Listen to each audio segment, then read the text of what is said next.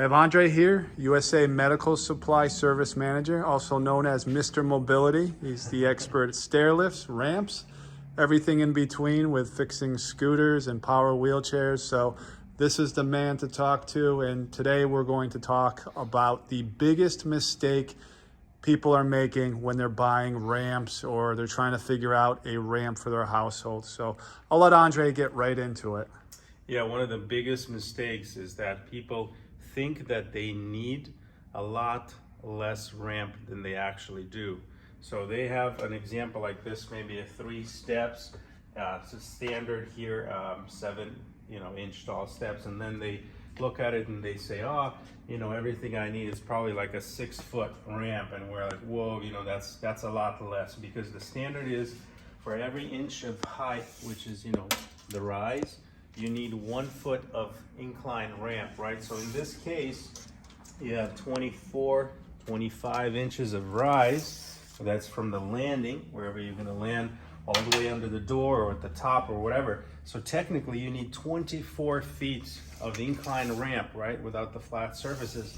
And we have customers that come in, they look at these suitcase ramps and they say, I think, for that, maybe like a 6-foot would work.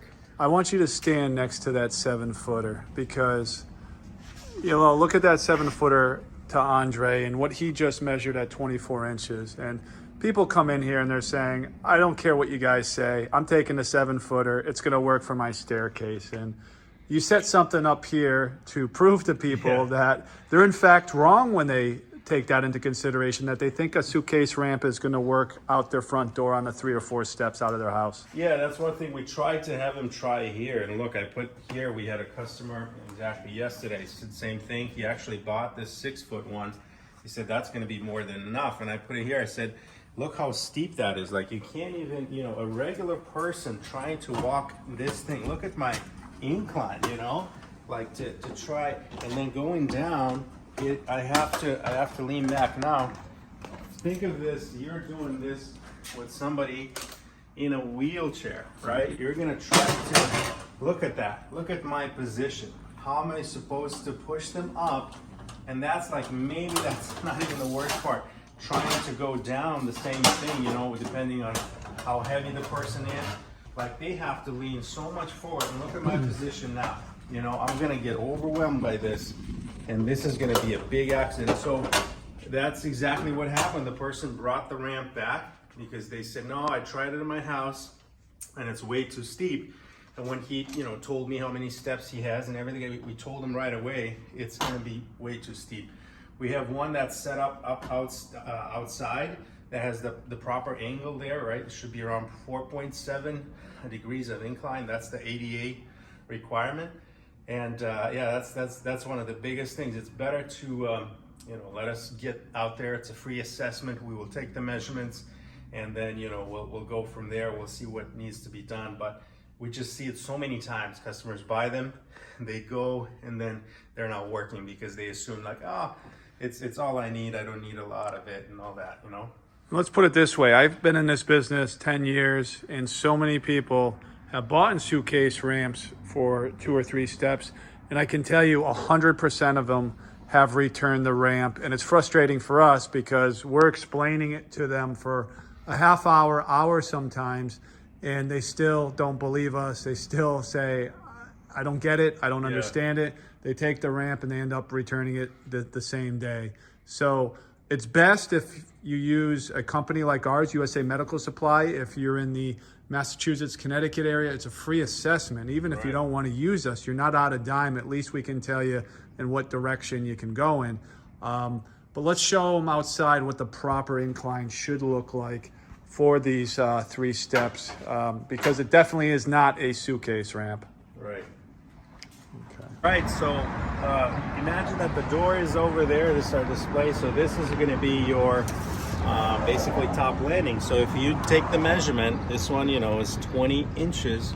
So the proper length of the incline part, not the flat, the incline has to be 20 feet, right? So we have 4 pieces here of ramp that are 5 foot each.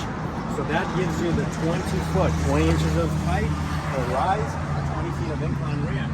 And you can see how the angle is much less than the one that we displayed inside, right? And it's look at this. This is I'm sitting upright. I'm walking, and it's very easy. Obviously, you know, rolls down, but you're not going to get overwhelmed, right? And this is, you know, you have the handrails and everything, but that's the biggest difference.